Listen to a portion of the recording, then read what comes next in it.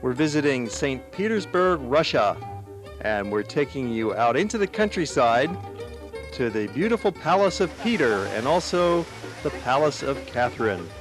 Amazing places that were constructed when Russia was the largest country in the world and St. Petersburg was the capital of Russia.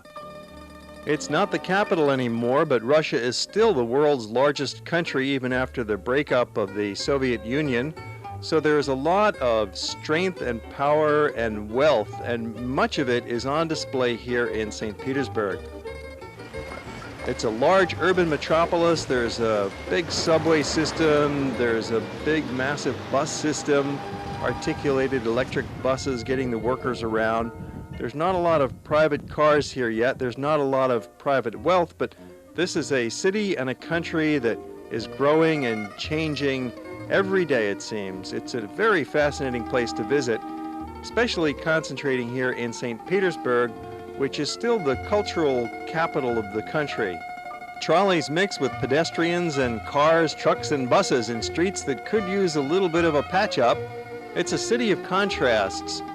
Golden, opulent palaces from the days gone by, and workers' housing that goes in rows for miles and miles. Our Hawaii Geographic Society tour stays for 4 days in St. Petersburg, so we truly get a good look around. We'll spend an entire day in the Hermitage Museum, and today we're driving out into the countryside to visit the two most spectacular palaces of Catherine and Peter. And we have some free time for walking around in the downtown shopping area. And we'll be showing you these highlights now with more to come in future programs of World Traveler. This is actually the first stop on our tour that goes into Scandinavia. We continue to Helsinki and Stockholm and Oslo and on through Norway. We do this every year in July on our tour that's always open to the general public. And now we're approaching the great palace of Peter the Great. It's called Peterhof.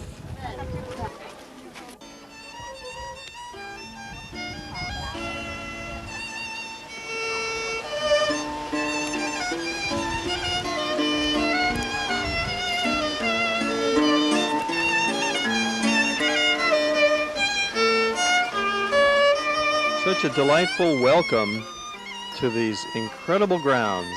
You're going to be truly amazed at the fountain display that's coming right up.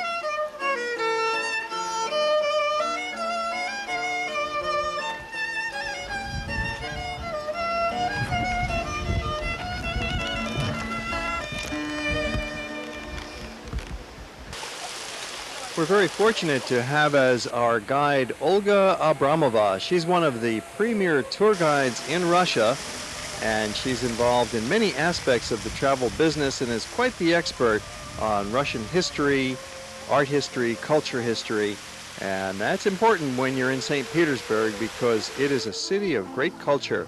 Walking down this astonishing staircase of the Great Cascade. Later in the program, Olga will take us to Catherine's Palace and then at the end of the show into the Hermitage Museum.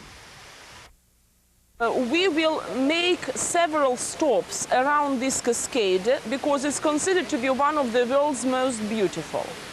So the cascade was designed by architect and sculptor Kozlovsky in the beginning of the 19th century. But before that, there were several other versions of the same cascade. And that was the very center of this formal French park. So the Grand Cascade developed in several different czars. But there was always one central sculpture, which is called Samson with the lion.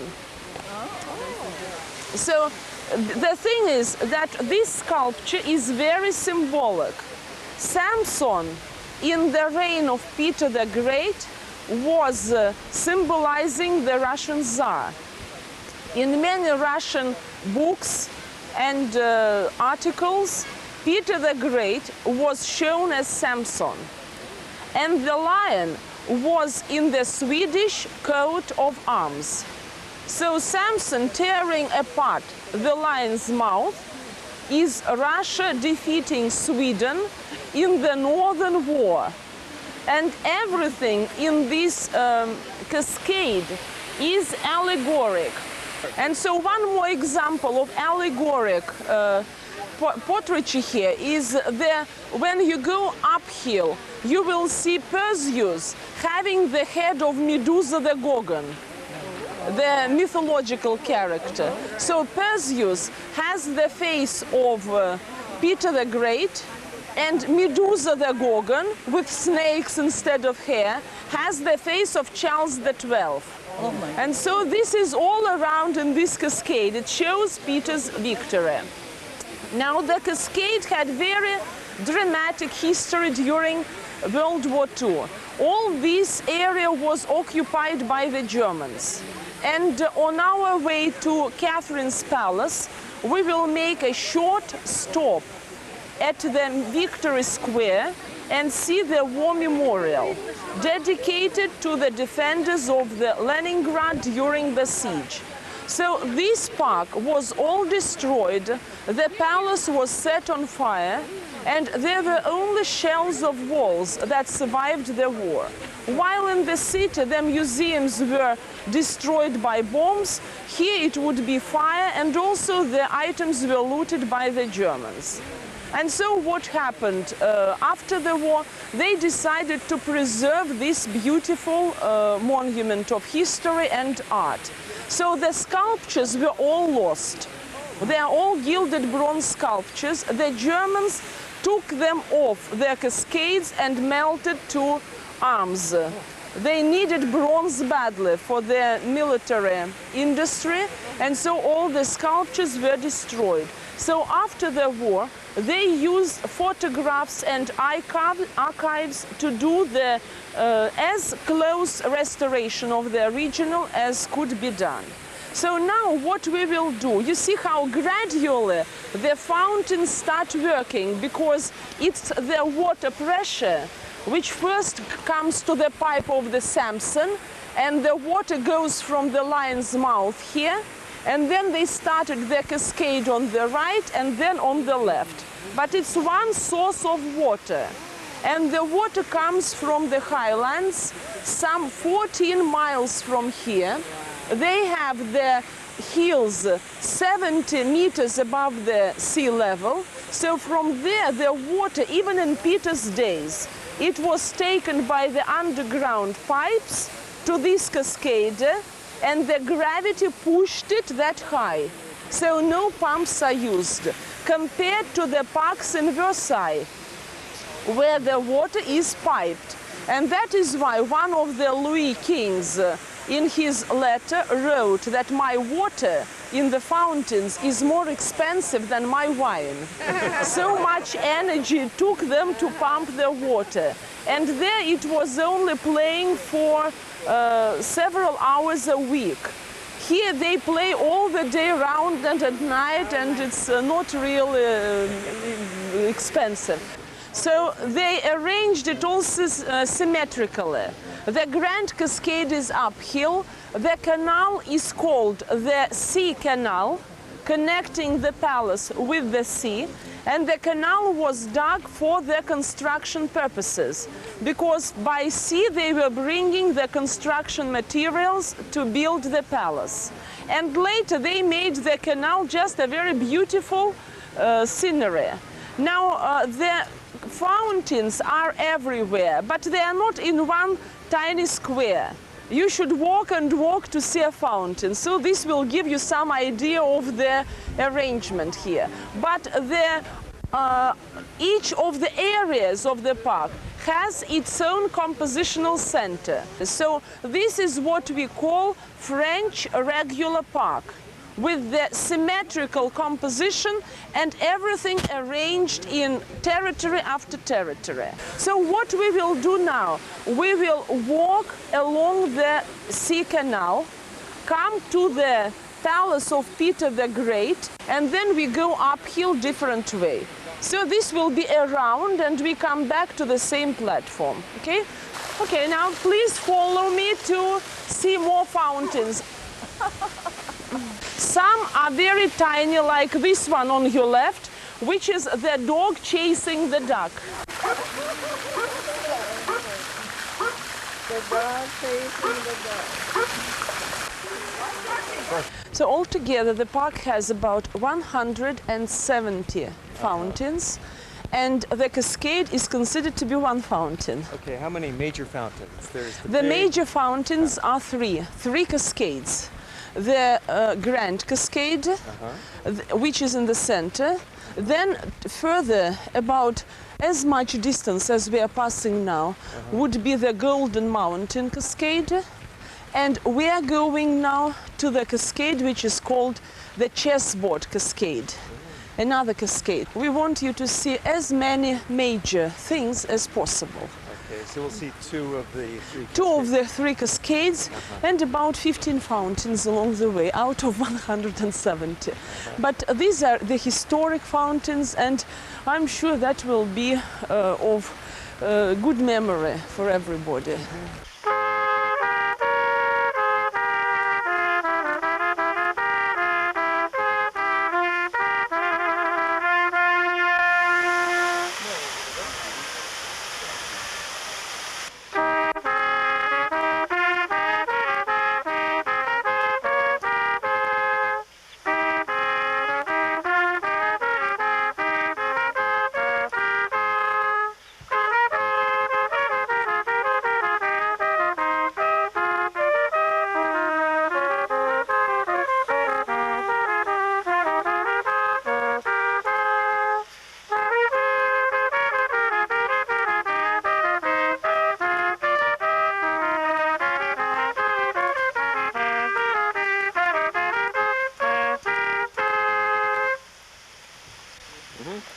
We will walk by this alley to the shore of the Gulf of Finland, to the palace of Peter I.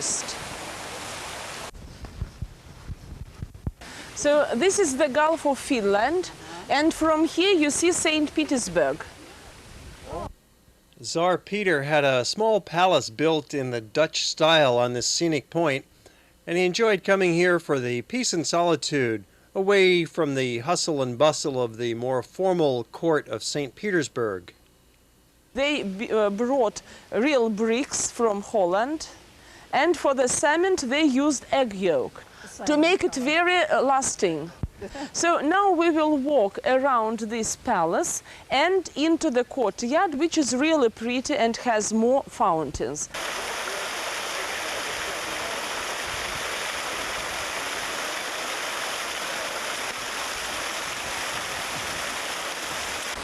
So this fountain is called Adam. The sculpture is original. That was brought to Russia in the reign of Peter the Great, and the sculptures, both Adam and Eve, were made by Italian sculptor Bonazza in the 18th century.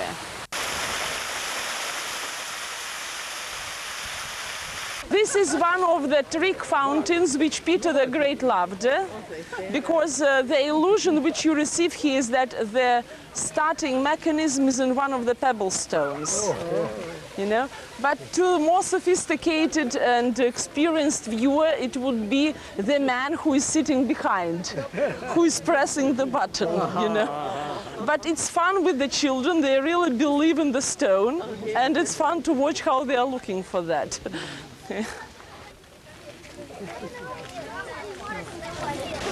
You could easily spend a full day walking around on the grounds of Peterhof. The lower park is especially attractive with its formal landscaping. It was originally planted with lime trees and oaks and elms and maples from all over Europe, Germany and Holland and Estonia and some of the areas around Moscow. And there's little statue clusters scattered, there's little kiosks, there's gazebos, there's smaller palaces, all kind of lost in this beautiful cultivated forest. It's an inspiration of pure artistic pleasure for this fellow, capturing on oil and canvas some of the beauties of this little grotto. The setting offers a sublime harmony of nature and the man-made attractions of the palaces, the statues, the fountains, all linked together with this masterful architectural planning of the gardens. The Roman fountain is based on that at St. Peter's. Many of the statues here are also neoclassical in design. Triton wrestling with the sea monster. He's the son of Neptune, and the water is shooting 25 feet high out of the mouth of the monster. It's been quite the morning. How was that? Hey, that's marvelous. That's great. From the terrace, you have a fine view of the Great Cascade and the sea canal that reaches out into the Gulf of Finland. Peterhof is a very popular place for the visitors, but we never got the feeling that it was crowded. The grounds are so expansive that it's easy to find tranquil spots and enjoy the pleasant beauties of the place. Mostly Russian tourists here, and they have a fine gift shop, of course. Good place to pick up some inexpensive souvenirs and handy books about the place we visited. And then it's time to get back on the bus, continue our journey to the next palace, going by some of the contemporary Russian housing and an older church. This was built back in the 16th century by Italian architects in the style of the Italian Renaissance, with some Byzantine overtures in the mix of the bricks, the arches, the gables, coming out as a distinctive Russian blend, topped off by distinctive golden onion domes.